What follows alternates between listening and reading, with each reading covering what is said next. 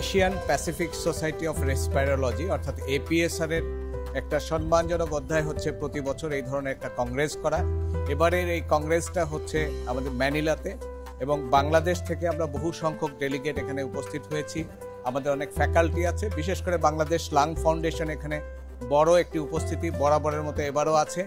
আজকে সম্মেলনের প্রথম দিনে ওয়ার্কশপ, বিগ 5 ডেজের ওয়ার্কশপ দিয়ে সকালের কার্যক্রম শুরু হলো, এবং আমরা এখানে একটা সম্মানের সাথে এবং উল্লেখযোগ্য সংখ্যক আমাদের ডেলিগেট এখানে ছিল, রেজিস্টার্ড ডেলিগেট, একই সাথে আমাদের ফ্যাসিলিটেটর আদার্স ছিলেন।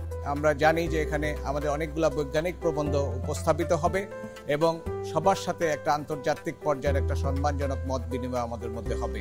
আমাদের আগামীকালকের উল্লেখযোগ্য আরেকটি অংশ হচ্ছে আমাদের অ্যাসেম্বলি, অ্যাসমা অ্যাসেম্বলি এবং ইনফেকশাস ডিজিজ নন টিবি এই অ্যাসেম্বলি মিটিংও আমাদের আগামীকাল হবে, যেখানে অ্যাওয়ার্ড সেরিমনি হবে এবং আমরা এখানে প্ল্যাটফর্মে সভাপতিত্ব করতে যাব।